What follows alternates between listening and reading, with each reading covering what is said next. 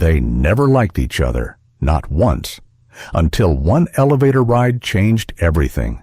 Ellie Hughes was a quiet, competent executive secretary, 10 years loyal to a company that never quite saw her. Grant Whitmore was the son of a legend, returning to take over the family business with sharp suits and sharper decisions. They clashed from the start.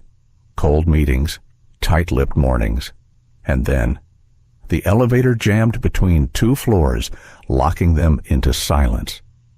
But the real story begins after they got out. Because what if the person you thought you'd never understand became the one who saw you best?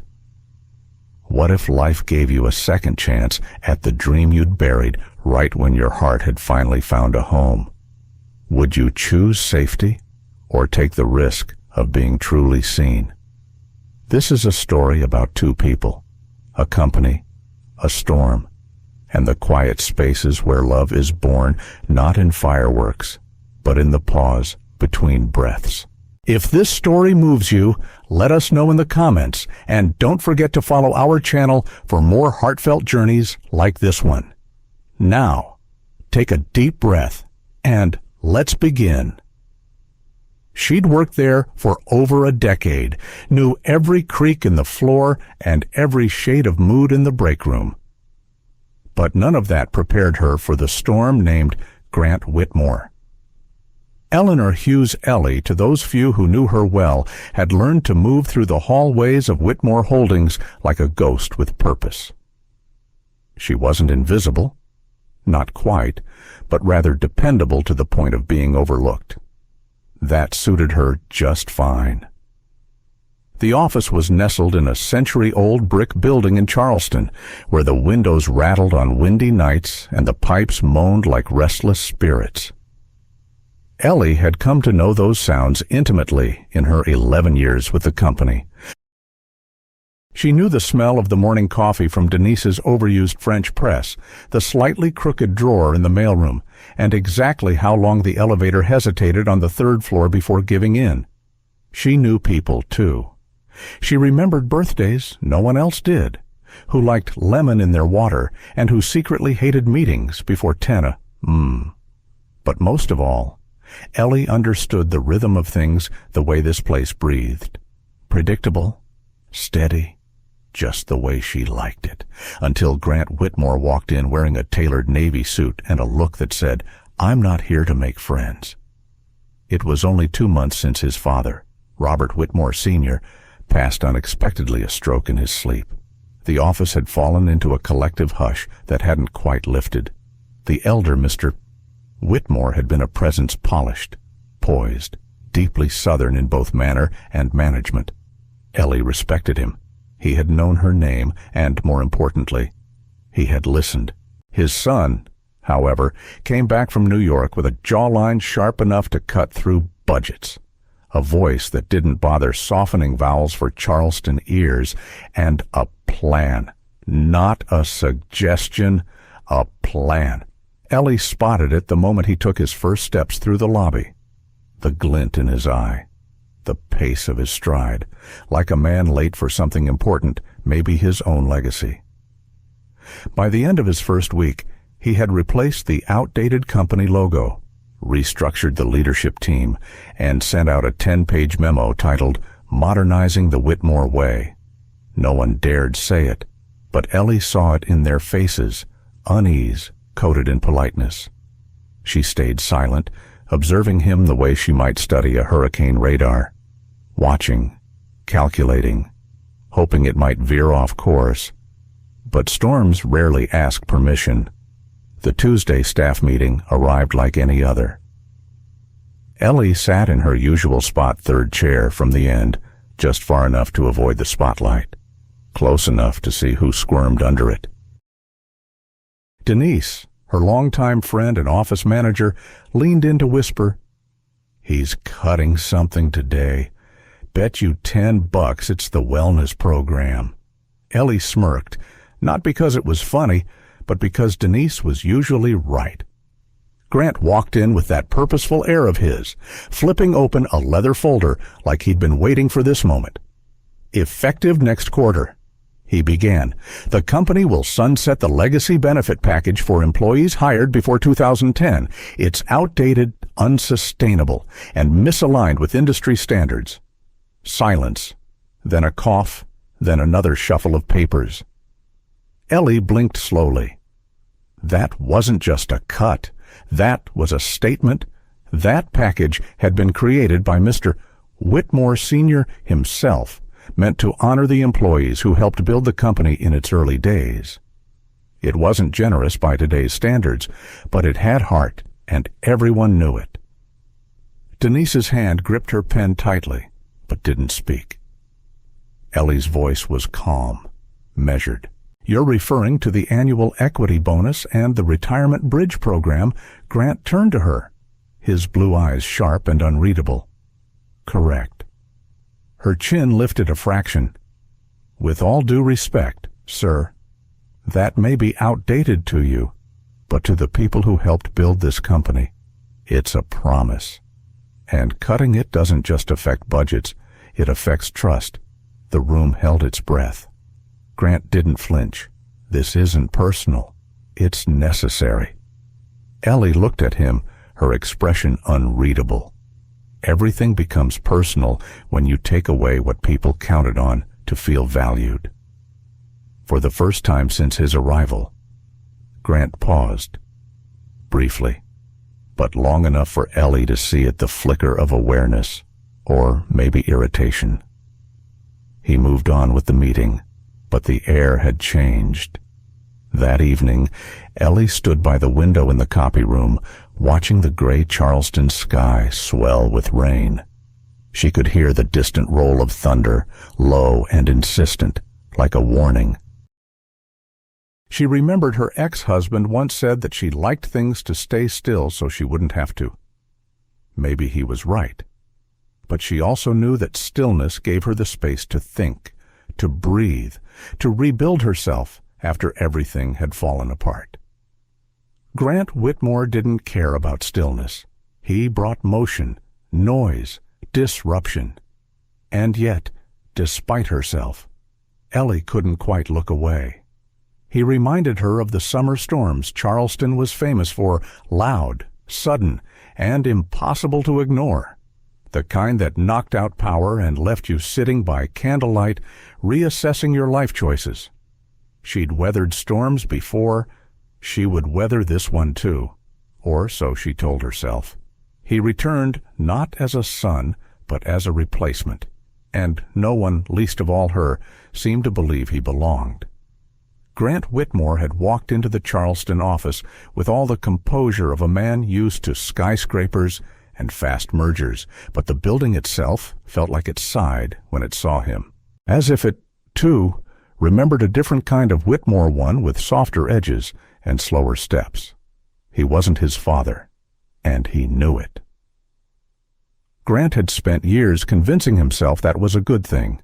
In New York, he'd thrived in the noise first in grad school, then in the private sector, and finally at a real estate development firm where his ideas were judged by metrics, not bloodlines. There, no one cared who his father was. There, he could fail or succeed on his own terms. But even in all that glittering independence, something hollow lingered. Dinners eaten alone, applause that faded too quickly, an apartment that looked like a catalog and felt like a shell.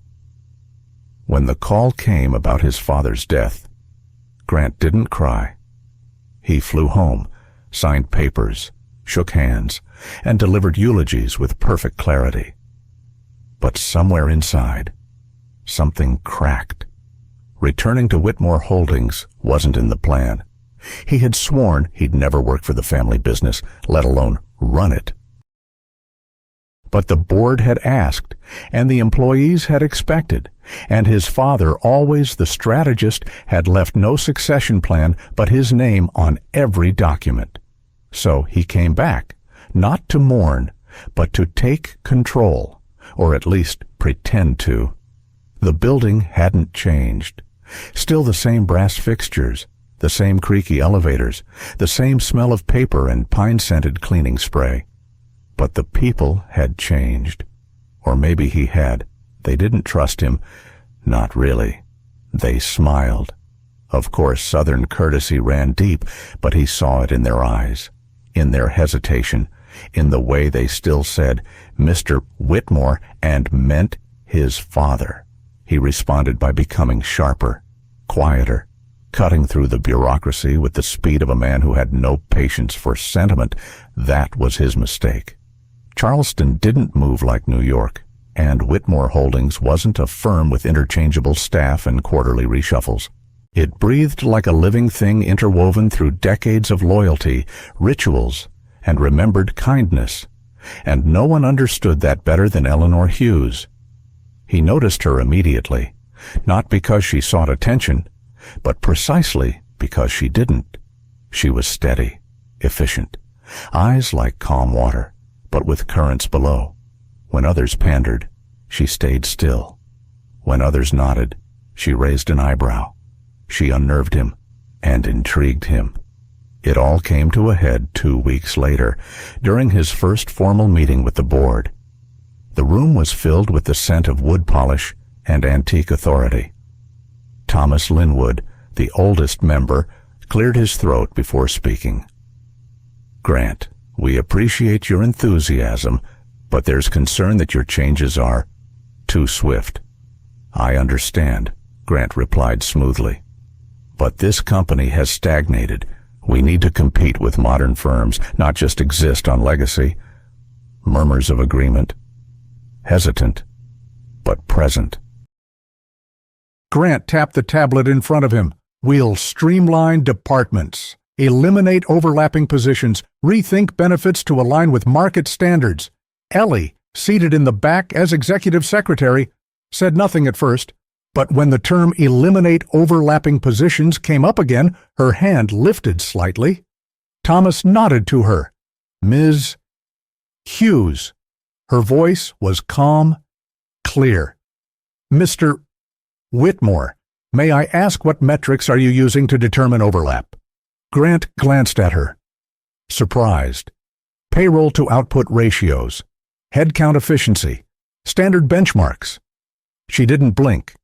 Benchmarks from what industry? He hesitated. "Commercial real estate." "This isn't Manhattan," she said quietly. "And the people here aren't numbers. They've worked here 20 years, some 30. You take away their stability. You take away more than their job. You take away their identity." The room fell silent. Grant held her gaze, something flickering behind his.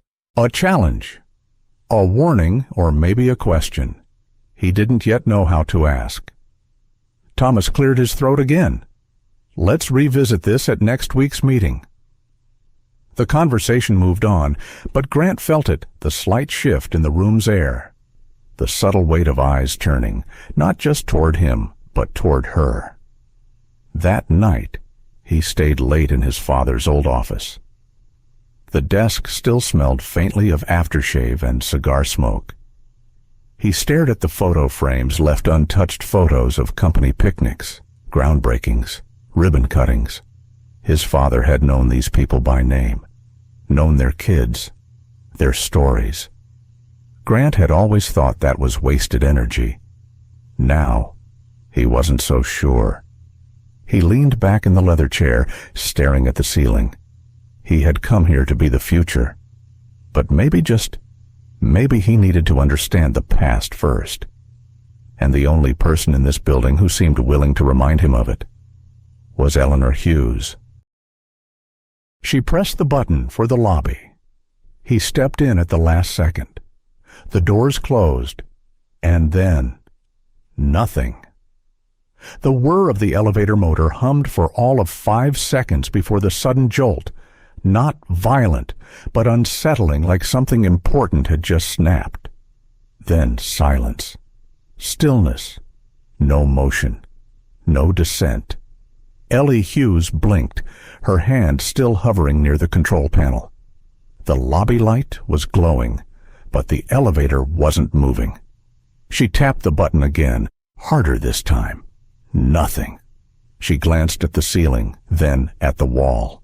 Still nothing. Then the lights flickered and went out.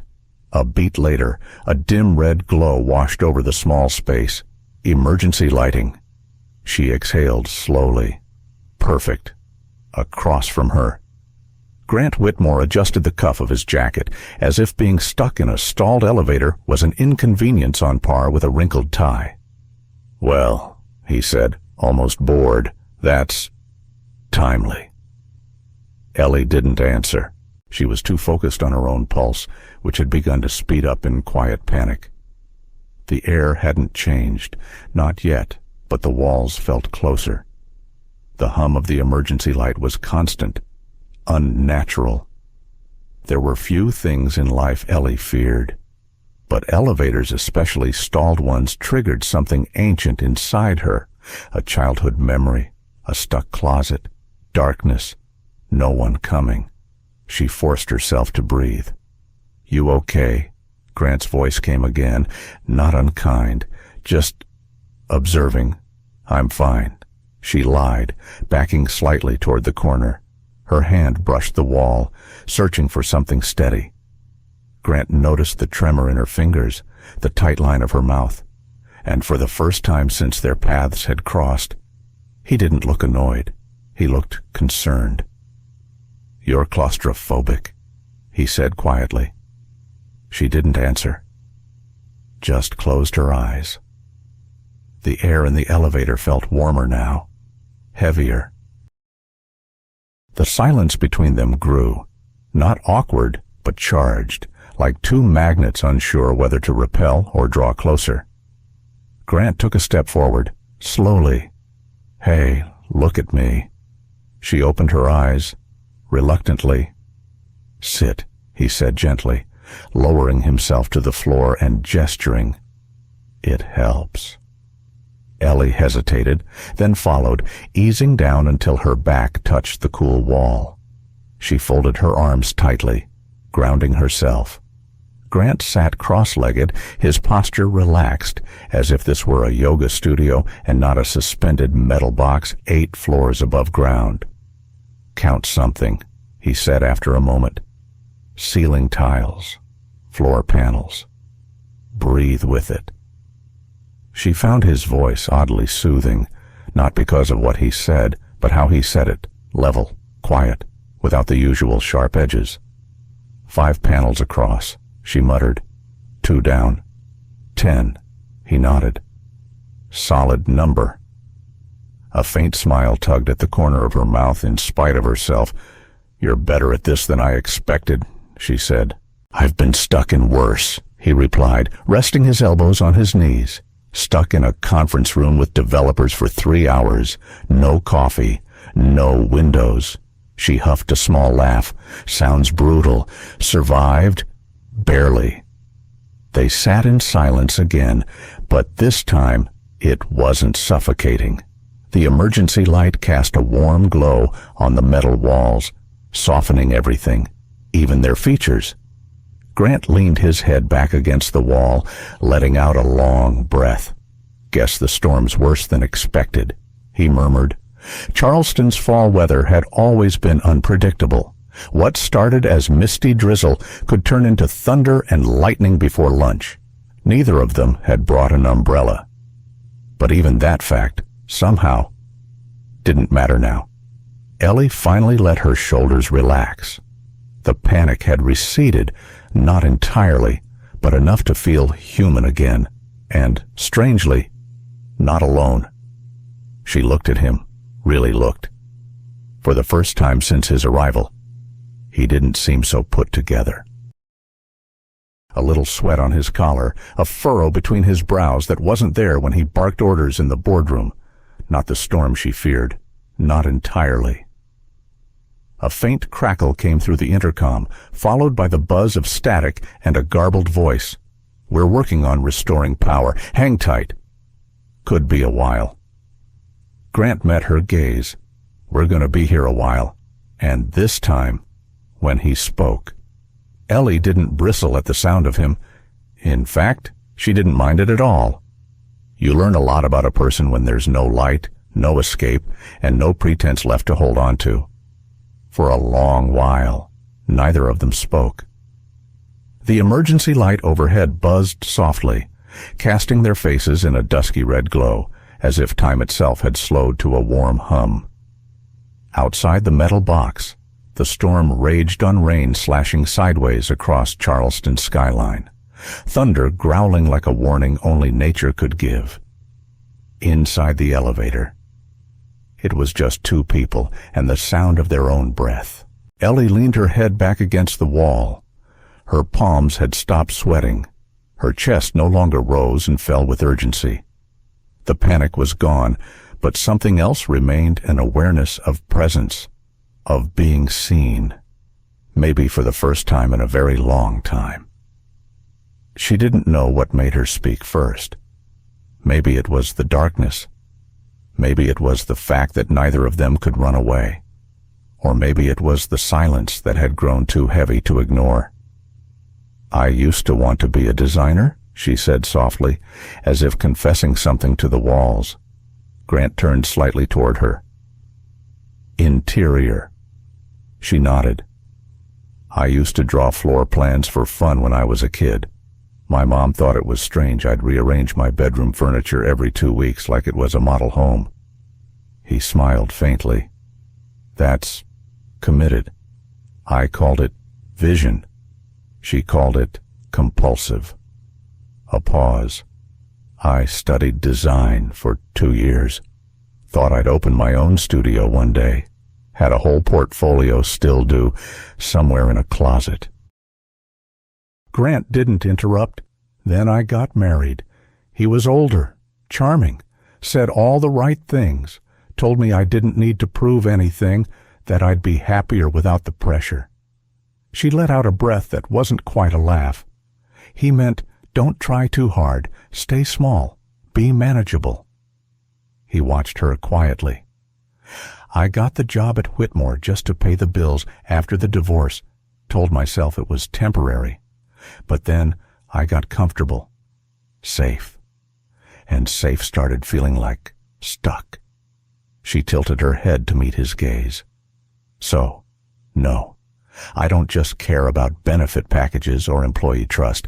I care because I know what it's like to be told your value is negotiable." There was a long pause. Grant rubbed his thumb along the seam of his sleeve, as if tracing a thought. "My father never told me I didn't need to prove anything," he said finally, quite the opposite. Ellie blinked. "Really?" He nodded, slowly. "He sent me to boarding school when I was 9. Said it was what leaders did. Grow early, grow apart. That was his motto." She frowned. 9. He didn't like distractions, especially emotional ones. His voice was calm, but laced with something raw. He used to say, "The next Whitmore has to be bulletproof." I think he believed that love or softness was a liability. Ellie's heart tugged at that. She'd always assumed Grant was one of those silver spoon men, polished, protected, given too much too soon. But what he was describing wasn't privilege. It was pressure. Lonely, relentless pressure. "He must have been hard to please," she said gently. Grant looked away. He never said he was proud. Not once. The red light softened his face.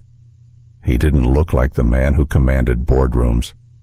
He looked like a boy who had waited too long for approval that never came. "I'm sorry," she said quietly. He shook his head, not dismissing her empathy, but unsure how to receive it. "I always thought if I built something big enough, loud enough, he'd have to notice. But then he died.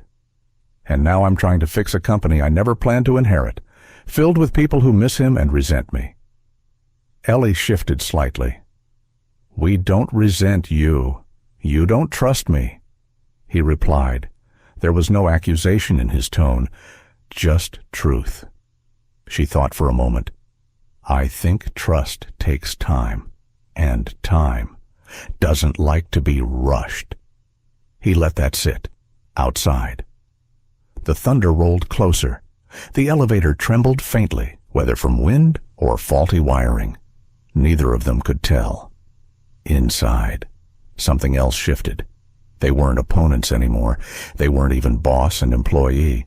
Just two people, two stories, two disappointments quietly unfolding in a shared box of stillness.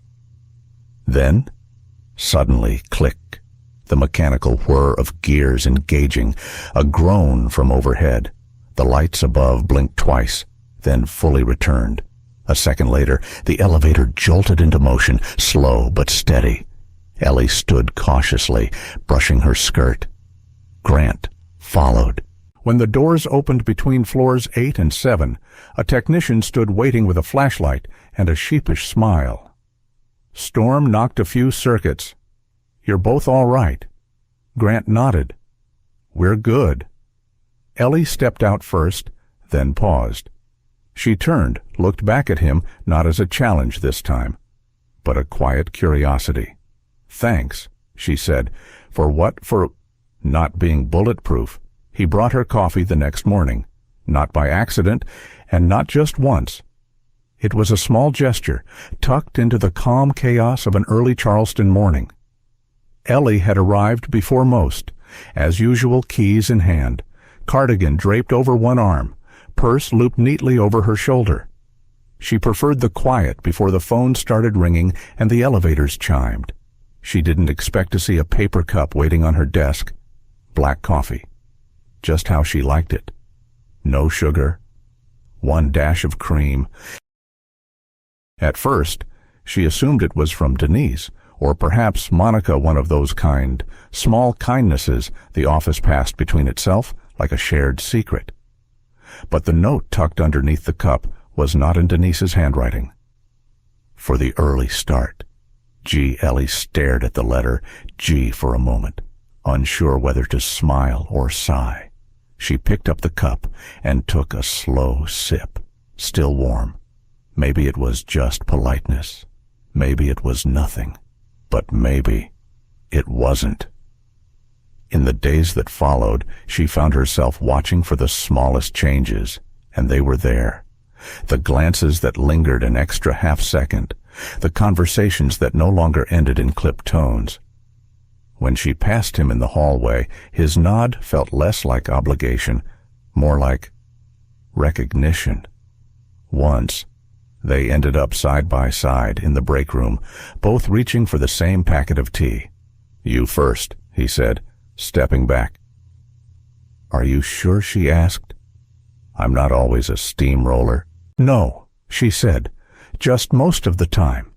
He grinned, and she nearly forgot what she'd come in for. The office noticed.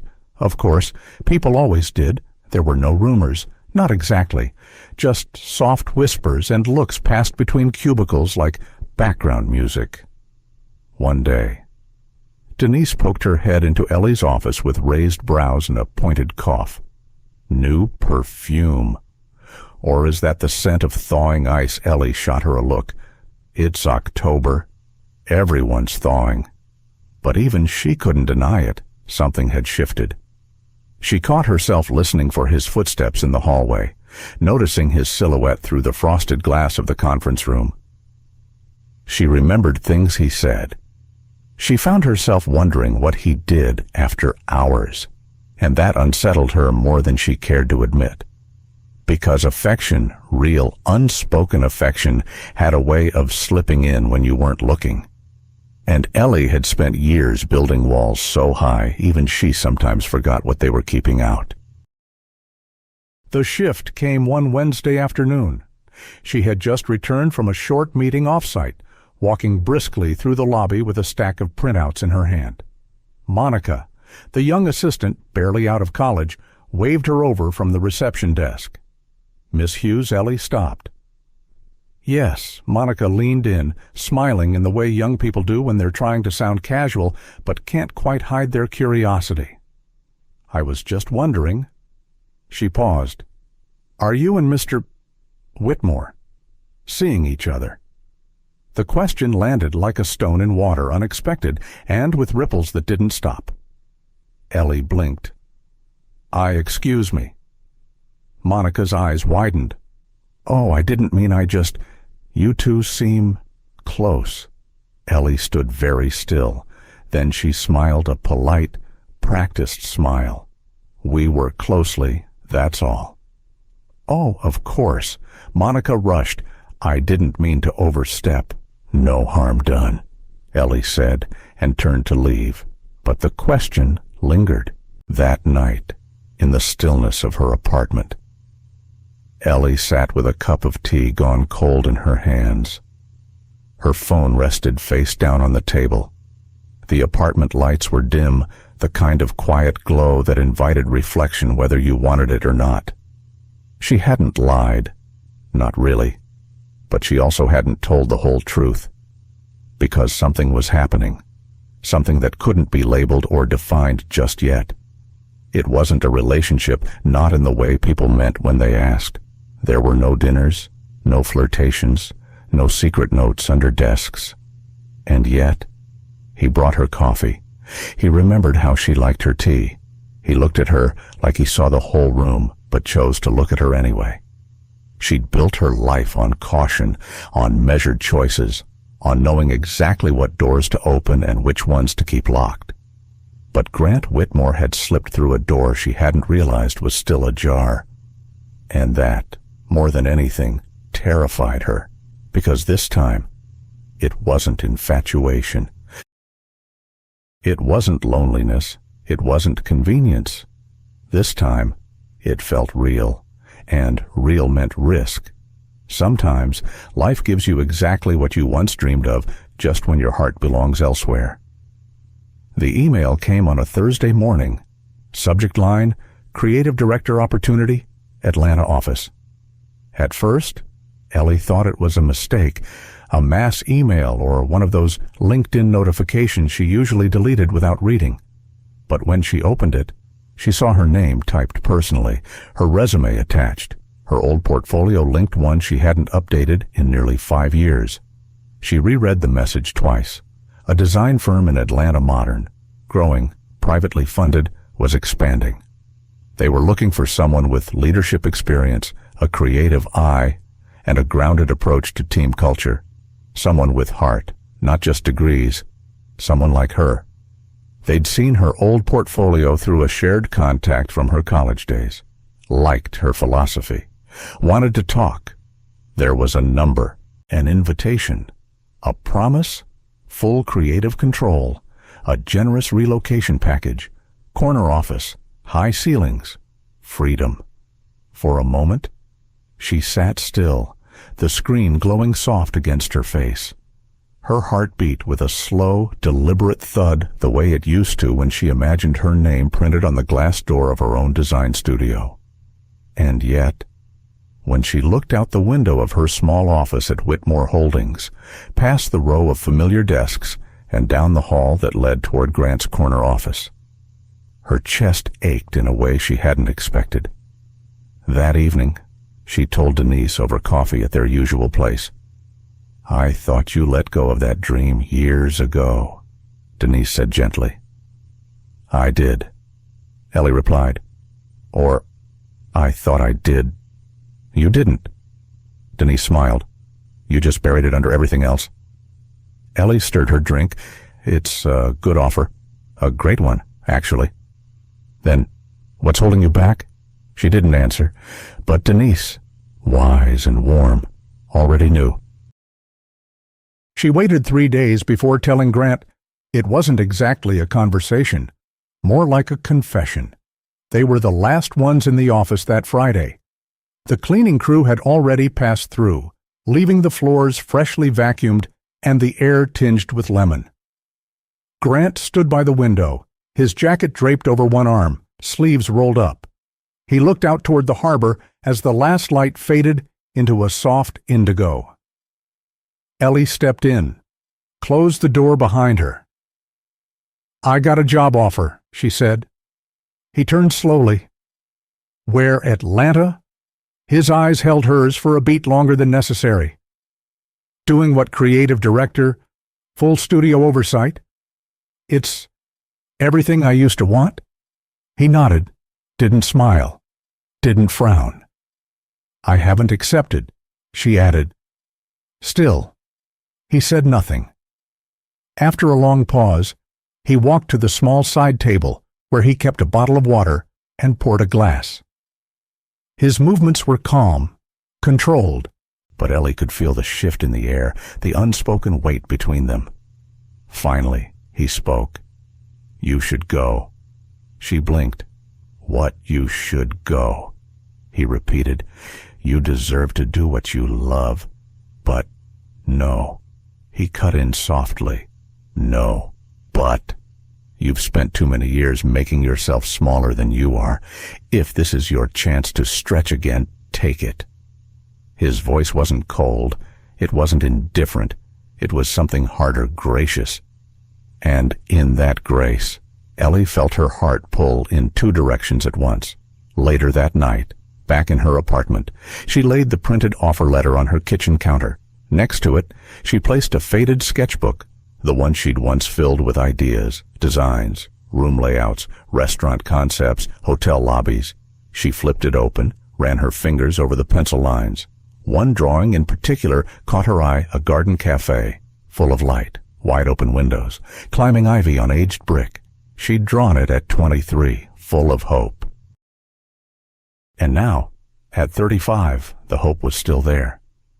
Just quieter, just cautious. She looked toward her living room window, where the Charleston skyline glowed faintly in the distance.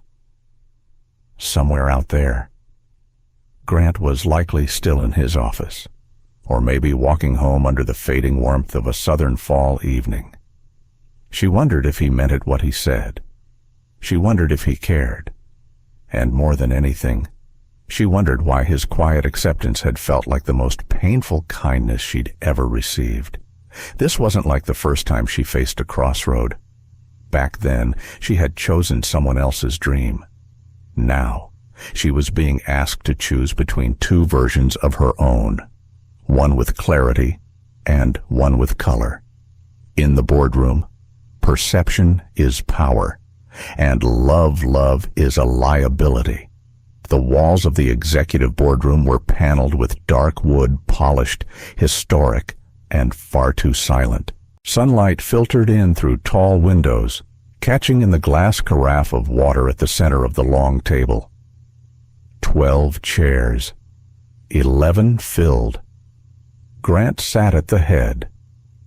He'd grown used to this room in recent months, learned how to command it with numbers, projections, and policy, but today the air was different, thicker, heavy with something unspoken. Thomas Linwood, the oldest board member, cleared his throat and folded his hands. "Before we begin the quarterly review, there's another matter to address." Grant looked up. "You've brought energy to the company, no question." Thomas continued, "But there's concern that recent office dynamics may be compromising professional boundaries." The word hung like smoke in the air. Someone else shifted in their seat. Grant's gaze narrowed. "If you have something to say it plainly." Margaret Knowles, a sharply dressed woman in her 60s with eyes like polished steel, leaned forward. "People are talking. Grant." "About you and Ms. Hughes?" Silence. Grant didn't flinch. "People talk. That doesn't make it relevant." "It does," Margaret said coolly, "when decisions appear influenced by something other than business judgment." Thomas spoke again, more gently. "You've given her increased access, authority beyond her title, and now she's been offered a high-profile role elsewhere. Coincidence?" "She hasn't accepted it," Grant replied, "but she might. And what happens if she stays? Will her presence continue to blur lines? Affect morale? Perception matters, son." Grant sat back, his jaw tight. "So what are you suggesting?" Margaret didn't hesitate. "We believe it would be wise to consider either reassignment or termination, not as punishment, just clarity, for everyone's sake." He laughed, once, quiet, cold, You're asking me to remove one of the most competent people in this building because some of you can't separate professionalism from paranoia. This isn't personal, Thomas said gently. Yes, it is. Grant replied, You just want it to sound professional. Outside the boardroom, Ellie stood frozen just beyond the heavy oak doors. She hadn't meant to overhear. She'd come to deliver a file left at her desk, saw the room full of shadows and tension, and paused. The voices had drifted into the hallway, words like reassignment, termination, blurred lines, and her name, always her name. She clutched the file to her chest, heart pounding not with fear, but something deeper, older. That old, familiar ache of being someone's problem to fix, of being inconvenient, dispensable. She turned to walk away, but stopped when she heard Grant's voice again. Not raised, but firm, unshakable. If this board thinks removing Ellie Hughes will somehow fix its image, then let me make this simple. Chairs shifted, eyes sharpened. She stays, he said, rising to his feet, voice even, or I go. A hush fell over the room like snowfall. Margaret blinked. That's not necessary, but it's clear, Grant replied. You don't get to claim moral high ground while dismantling the very thing that's been holding this company together for a decade. He glanced around the table. You call it favoritism. I call it finally seeing someone who's been invisible for too long. Thomas exhaled, old lines in his face deepening. Grant, be careful. Ultimatums are dangerous. So is cowardice, he said, gathering his notes, meetings over, and just like that, he walked out. He nearly collided with Ellie. She stood there, file still in her hands, eyes wide and glistening. You heard, he asked quietly. She nodded, unable to speak. I didn't say it to protect you. He added, I said it because it's true. And in that moment, something inside her broke open, not in pain, but in relief. Because for the first time in her life, someone didn't explain her, or diminish her, or let her fight alone. Someone stood for her. A tear slipped down her cheek. She didn't wipe it. Thank you, she whispered. Grant gave a small nod. Then, not as a CEO, not as a man defending his pride, but simply as someone who cared, he said, You were never a liability. Not to me. It rained the same way it had that day in the elevator. But this time, the storm was in her heart. Charleston had always known how to weep in silence, the kind of rain that didn't roar, but whispered soft, insistent, steady. It slid down windows like memories, fell from low-hanging clouds that refused to lift. It was the kind of storm that made you slow down, look inwards, and feel things you'd rather avoid. Ellie didn't bother with an umbrella. She walked through the side streets in her cardigan and flats, hair curling slightly from the damp, watching puddles form in uneven sidewalks. Around her, the city moved as if underwater dim storefronts, flickering porch lights, the distant hum of car tires on wet asphalt. She didn't know where she was walking, only that she needed to. Every few steps, the same question echoed in her mind. What would staying mean, not just for her job, for her life? Atlanta had offered clarity, structure, control, a clean slate. But Charleston held pieces of her no city could replace. The creak of the office floorboards, the smile in Denise's eyes, the sound of Grant's footsteps approaching before he said a word, and that elevator where her guard had finally cracked. By the time she reached her apartment, her sweater was soaked through. She didn't care. She toweled her hair, changed into soft, dry clothes, and brewed herself a cup of tea. Then, for reasons she couldn't explain not even to herself, she went to the hallway closet and pulled down the old sketchbook she hadn't touched in years. It still smelled like pencil lead and hope. She carried it to the kitchen table and opened it gently, as if it were something sacred. Page after page greeted her little pieces of her 22-year-old self. Cafe concepts, waiting rooms designed like gardens, community spaces with arches and mismatched chairs. Every sketch had notes scribbled in the margins. Let the light in. People stay longer when they feel safe. Comfort is a form of beauty. She had believed in those things once, deeply, and as she looked at them now, her heart cracked not from regret, but from recognition. That girl was still in her, just waiting for permission. She flipped to the final page. Blank. She stared at it for a long time. Then, slowly, she reached for a pencil. She didn't draw a skyscraper, or a showroom, or anything that screamed career move. Instead, she sketched something small, a corner nook with worn shelves, a round table, a chair that looked like it had belonged to someone's grandmother. There were curtains, soft light, and a cup of coffee left unfinished on the table. It wasn't a design for a client. It was a design for herself, a space she'd never dared to claim. It was then she understood something that had never occurred to her before. Staying didn't mean surrendering. Not if she stayed with intention, not if she carved out space to create, to breathe, to live honestly. Maybe she didn't have to chase a new skyline to become who she wanted to be. Maybe she just had to stop hiding. The rain hadn't stopped when she opened her laptop. She found the email from Atlanta, read it one last time. Then, with fingers that no longer trembled, she typed her reply. Thank you so much for your generous offer. After much reflection, I've decided to remain in Charleston. I wish you continued success and am deeply grateful for your consideration. She clicked send.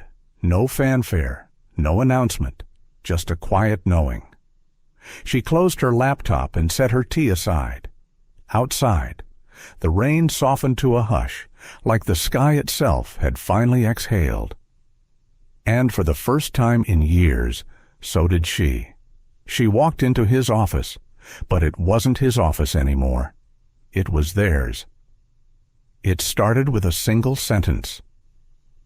I think we can do better with this space, Ellie said, standing in the doorway of what used to be Grant's private office, what used to be his father's. Long before, Grant looked up from his desk, mildly surprised. This space? She nodded. The whole administrative wing, actually? It's stiff, closed off. It doesn't breathe. He tilted his head, and I have an idea. She placed a rolled-up sheet of paper on the desk, architectural sketching paper, the edges slightly frayed, pencil smudges around the corners. Grant leaned forward, unrolling it gently. Open shelving, skylights, a mix of vintage and modern furniture, a long wooden table at the center, plants lining the walls, climbing ivy, hanging ferns, light-friendly blooms. A space not just for admin, but for ideas, for conversations, for presence. She stood still while he studied it. It's not just design, she said. It's trust, a message, that this company still believes in people face to face, heart to heart, and in remembering where it came from. He didn't speak right away, just kept tracing the sketch with his fingertips. Then, what would you call it? Ellie smiled, a little shy. I haven't thought of that yet. Grant leaned back in his chair, the beginnings of a grin playing on his face. I have. They called it the Garden Room, a name that made little sense to outsiders, perhaps. But to those who'd spent years in those narrow hallways and closed doors, it meant everything. Because gardens didn't just grow, they were tended. They were protected. And they made space for both beauty and rest. Construction moved quickly. Grant cleared budgets. Ellie chose the furniture. Denise rallied the admin team with a kind of joy no one had seen in months. Even Monica helped repaint the walls, humming to a playlist Ellie created called Growth. When it was done, the room looked like it had always belonged there. Natural light pooled in every corner. The walls were a soft sage green. Books sat beside framed photos from company picnics, side by side with hand-drawn renderings and old award plaques. It was a space of memory and movement, and at the heart of it, Ellie. The morning of the opening, staff from every department gathered for the ribbon cutting. Someone brought muffins. Someone else brought a Bluetooth speaker playing jazz. It was casual, warm, almost like family. Ellie stood at the front with Denise, nervously adjusting a small brooch on her cardigan. Grant arrived last, as usual, his presence quiet but grounding. He didn't make a speech. There was no need. He simply stepped beside Ellie, glanced at her, and offered his hand. She took it. No one clapped. No one gasped. No one needed to. The gesture was soft, still, strong. A silent declaration, you belong here, and I stand with you. They stood like that for a long moment, watching the people around them begin to explore the space, talking, laughing, touching the worn wood of the table, leaning in to admire the hand-labeled plant pots, flipping through the photo albums Ellie had compiled the week before. A quiet hum of belonging filled the air. It was Denise who started the applause. Just a few claps at first. Then more joined. Not wild, not theatrical, but honest. It was a kind of thank you. Across the room, Monica stood with two other junior staffers near the drink station. She leaned in and whispered, half laughing. They never got along at first, but look at them now. The others smiled, nodding. Later that afternoon, long after the muffins were gone and the music had faded, Ellie sat alone at the long table, tracing the grain of the wood with her fingers. Grant walked in quietly, two mugs in hand. He set one in front of her, then sat beside her.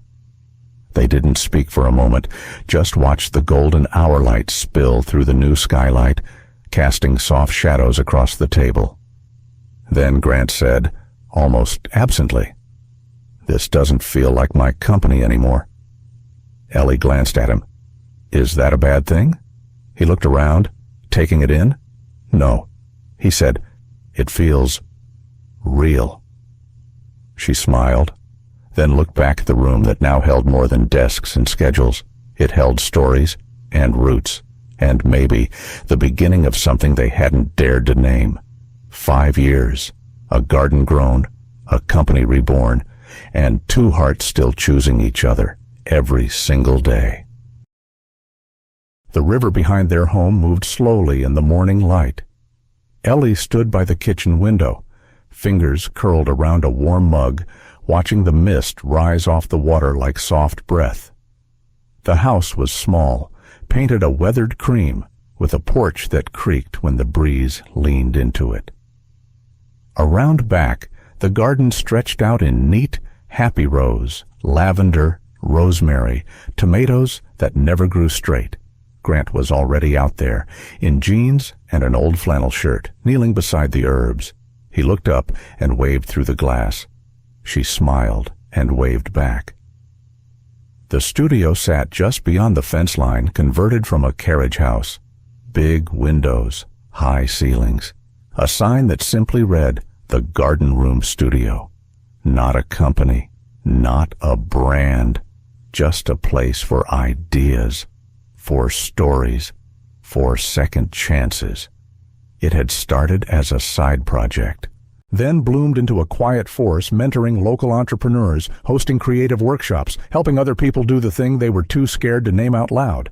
Ellie didn't need to run a Fortune 500. She just needed this. People, possibility, peace. That afternoon, Ellie met with the summer interns, two wide-eyed college students, one of whom reminded her painfully of herself at 22. Eager, earnest, afraid to ask for too much. The younger one, a soft-spoken girl named Grace, lingered behind after the others left. "Can I ask you something, Miss Hughes?" Ellie laughed. "Only if you drop the miss, makes me sound like your teacher." Grace grinned. "Okay, Ellie." She hesitated, then asked, "Is it true, the elevator story, that you and Mr. Whitmore didn't get along at first?" Ellie leaned back in her chair, eyes sparkling. "Oh, we didn't just not get along. We collided, like weather systems." Grace looked fascinated. What changed, Ellie thought for a moment. "We stopped trying to win, and started trying to understand." They walked through the studio, voices low and unhurried. Ellie showed Grace old sketches from the original office renovation, including the first mock-up of the garden room. There were sticky notes still attached, coffee stains on the corner. "None of this was ever part of my plan," she said. "I thought life had to look a certain way to be real. Titles, cities, big names." Grace paused, then asked quietly, "Do you ever regret not going to Atlanta?" Ellie didn't answer right away. She walked to the back of the studio, pushed open the doors, and stepped out into the garden behind the house. The sunlight was beginning to mellow early evening gold seeping into the leaves. Grant was still out there, this time watering the far bed. Ellie stood there a moment, then turned back to Grace and smiled gently. "If I had gone," she said, "I wouldn't have found everything that really matters."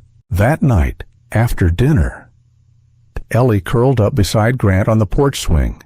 The cicadas had begun their song. The river glistened in the moonlight.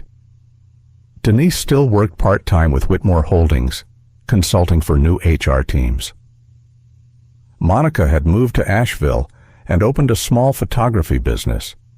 Even Thomas Linwood had retired quietly, sending Ellie a handwritten note 2 years ago that simply said, "I was wrong. You were right. And you made us better." The boardroom no longer loomed like a shadow. The elevator no longer haunted her. And her old sketchbook lived in the studio, now open, worn, loved. Some stories didn't need sequels, just peace. Grant reached for her hand, threading his fingers through hers like he'd done every day since that morning he first brought her coffee. They didn't need declarations anymore, just presence, just choosing again and again. "I told the intern about the elevator today," Ellie said softly. He chuckled.